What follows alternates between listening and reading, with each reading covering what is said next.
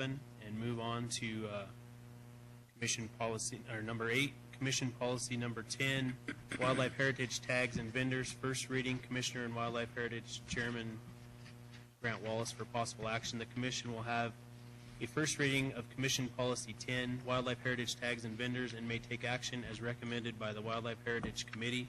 Recommendations include language requiring the Department to post vendor solicitation packets at on the Department's website, in addition to mailing the packets and clarification on considering vendor proposals received after the deadline.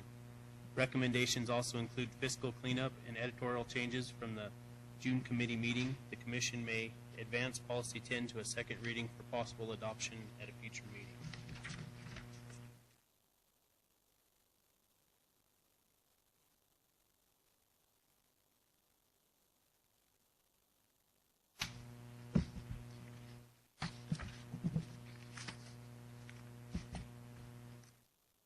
And I may ask Mr. Farman to help me out a little bit on this. Is he here? I have my copy doesn't have the colors on it, and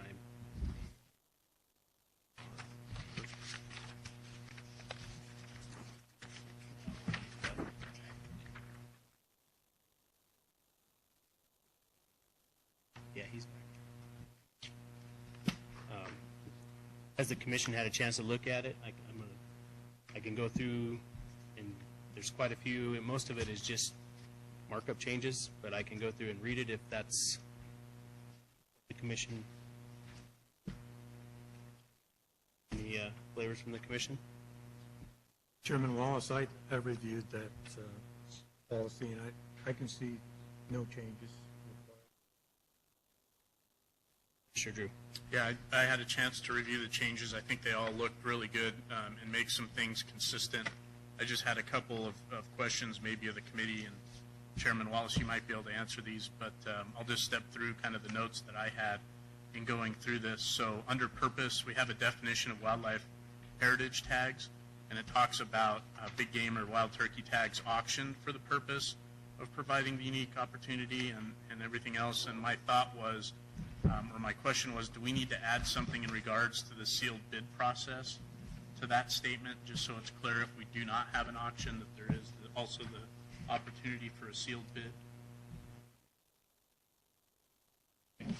That's a good question. And I don't know if that came up in the committee, just something that I thought might be good to have in the definition. I believe at the committee level that the sealed bid came up. Was that in Policy 10? Paul, do you remember? No, I don't remember. I'm sorry. But we decided to leave that alone for the time being. Right, and I know we discussed it last time. I was just looking under procedure number 1, where it talks about regulations that outline the procedures for auctioning or sealed bids.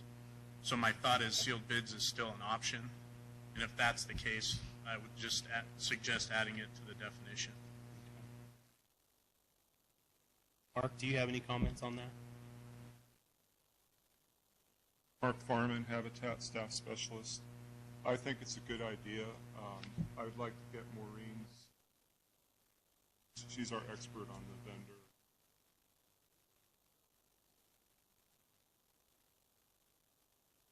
Thank you, Mark. Thank you, Mark.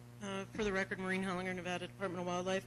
It would make the language consistent between the paragraph above where it actually does say through an auction or sealed bid process if you add it to the definition. So for consistency, it would work very well. We still have that option available to us. Thank you, Maureen. So I guess maybe my recommendation, since I was the one that brought up the question, would be where it says tag auctioned, comma, or awarded through sealed bid, comma, for the purpose of. I think that would be the fix there. Or awarded by sealed bid, is that? Or awarded, yeah, by sealed bid would be.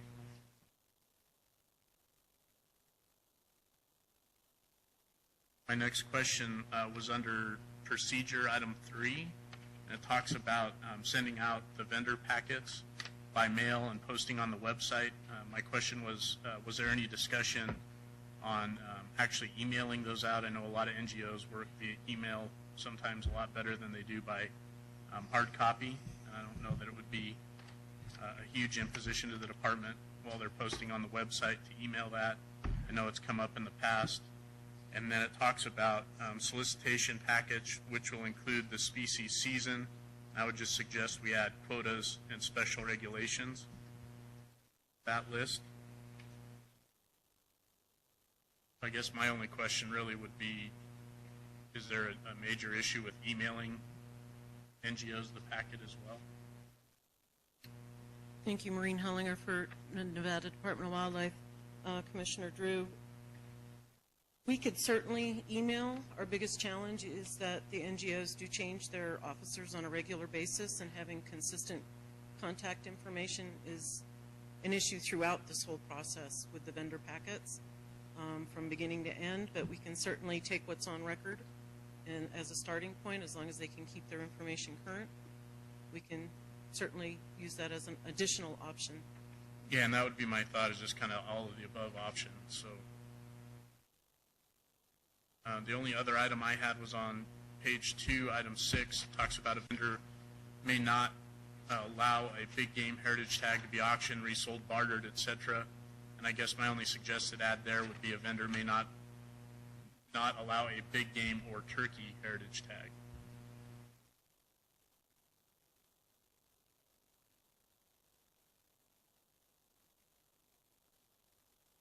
Anything further? You That's gave it? me way too much time to review this.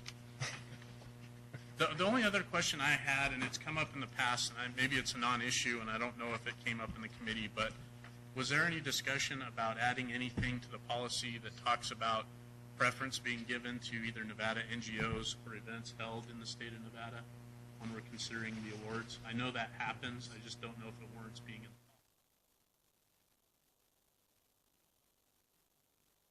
policy. I think it comes up during discussion when we're doing the awarding of this.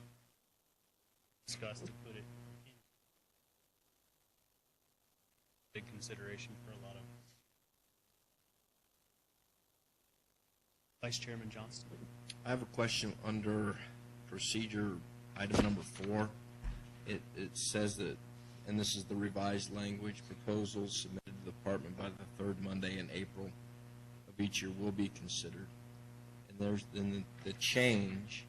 It says proposals received after the deadline may be considered for award of wildlife heritage tags by the commission after the commission has considered all other proposals received. I'm not clear what that procedure means. What I understand it to mean is that rather than being ineligible for consideration, if a proposal comes in late, we can consider it after we've already considered the other proposals. But I don't know if that, is there going to be any distinction? So I'm just unclear on this language. I understand what it's saying is we can consider a late proposal, but is it going to be on the same level as the timely proposals received? Or, because this language is, we can consider it after the commission has considered all other proposals received. So it seems to suggest that if we not going to be considered on the same level, that the policy would be that a timely proposal, if sufficient, would receive the tag. A proposal that's late would not get awarded unless there was no other place for it to go. And in my recollection of the conversation with that, it was more along the lines of if we had tags left that we didn't have a vendor requesting for, if we had one that was maybe late, then we could consider it for tags. I think this needs to be clarified then, because the way I read this was a late proposal can come in and we consider it on the same level as a timely proposal, and I think that sets up a series of issues that we could be then facing of untimely proposals coming in and trying to figure out what to do. Maureen. Mr. Chairman, Maureen Hellinger for the record. We've had various scenarios happen with late proposals just because of the situation in that particular year. We've had years where we didn't have enough vendors for the tags, and we had a late proposal, so it was considered. We've also had plenty of vendor proposals, but we didn't have anybody for a particular species, so they considered it. And we've also had plenty of proposals in a late vendor, and the committee chose not to recognize the late proposal. having it as may allows them, in case the situation arises where they might need to utilize that particular vendor. It's just a tool in the toolbox. It allows some flexibility depending on the situation from year to year, because we have had a variety of different situations occur.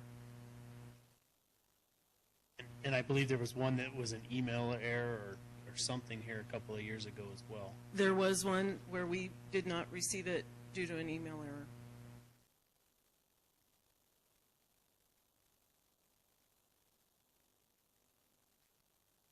Further, Commissioner Drew has a question. I don't have anything further.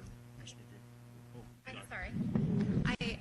I did have a question. I just circled the vendor section in general, just not being too familiar with the heritage tags. Is there some type of qualification process for being a qualified vendor, or just anybody, an individual, an entity, an organization? Commissioner Hubbs, they're usually organizations, NGOs, but we have a list of people just interested in getting the packet also. But majority are NGOs or other entities that are interested in trying to auction those tags as a fundraising opportunity. Just to follow up on Commissioner Johnston's questions and comments, I tend to agree.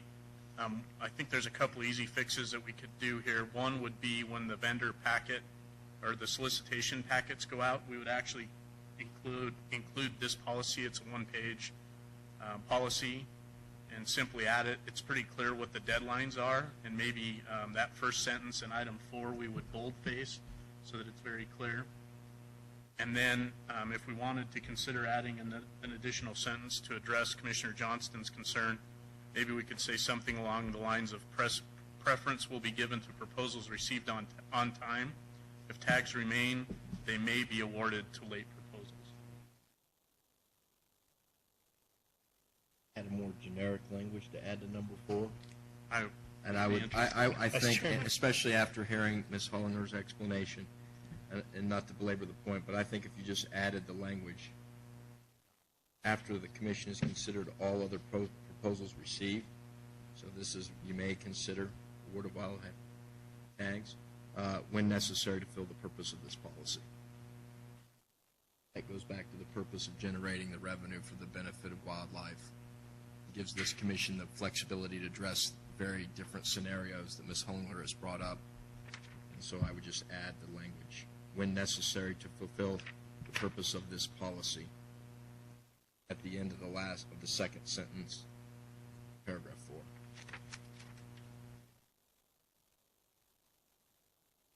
I would say when necessary to fulfill the purpose of this policy. Correct. Right here. Correct.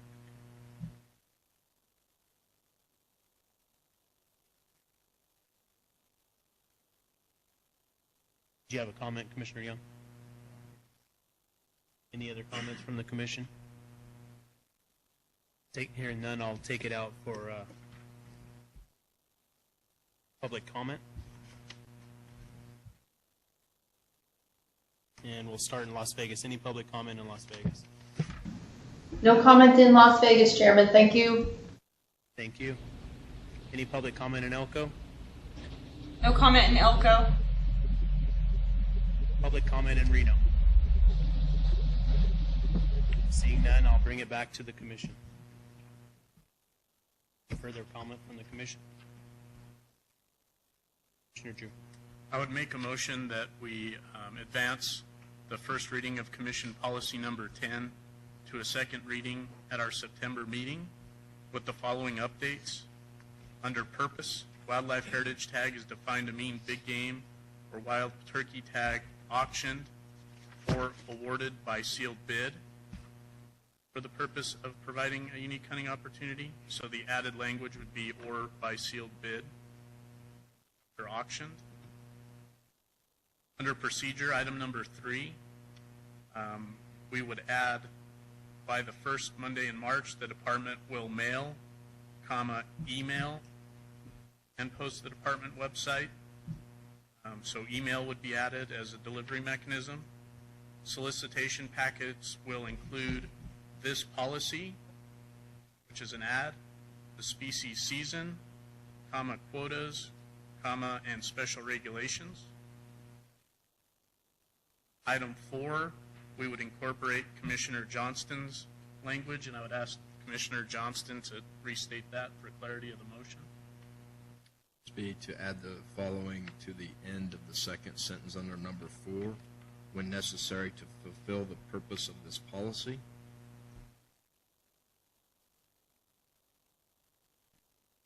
Item number 6 on page 2, a vendor may not allow a big game or turkey heritage tag. So the addition would be or turkey. And that will conclude my motion. I'll second. A motion by Commissioner Drew and a second by Vice Chairman Johnston to move forward to the second reading, policy number 10, with the changes described by Commissioner Drew. Does anyone need me to repeat those? Dan, do you have those? And it was seconded by Vice Chairman Johnston, and I'll call for the question. All in favor? Aye. Opposed? Hearing none, passes unanimously.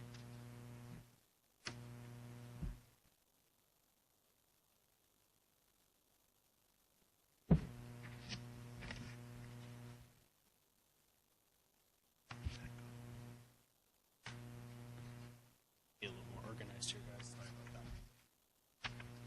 Closing agenda item number 8, moving on to agenda item number 9, Commission Policy 11, Wildlife Heritage Grants, first reading. Commissioner and Wildlife Heritage Charity Committee Chairman Grant Wallace for possible action. The Commission will have a first reading of Commission Policy 11, Wildlife Heritage Grants, and may take action as recommended by the Wildlife Heritage Committee.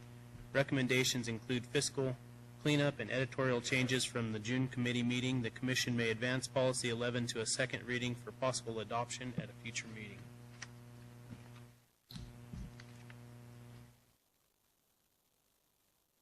Commissioner Drew.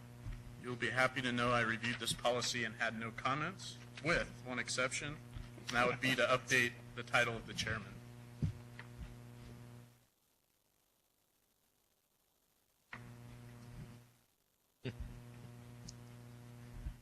Commissioner Drew. Any further comment from the Commission? Hearing none, I'll take it out to public comment in Las Vegas. Any public comment in Las Vegas? No comment in Las Vegas. Thank you, Chairman. Public comment in Elko? No comment in Elko, Chairman. And public comment in Reno? Hearing none, I'll bring it back to the Commission for further comments or motion. Mr. Chairman, I'd move to, is the second reading or first reading? Moving it to a second reading, correct. Chairman, I'd move to advance Commission Policy number 11 to a second reading at the December meeting of the Commission, only with the change that rather than read Chairman Jeremy Drew, it read Chairman Grant Wallace. Second. I have a motion by Vice Chairman Johnston and a second by Commissioner Drew to advance policy number 11 to a second reading in September with the following change of updating the chairman's name. Call for the question. All in favor, say aye. Aye. Opposed? Hearing none, motion passes unanimously.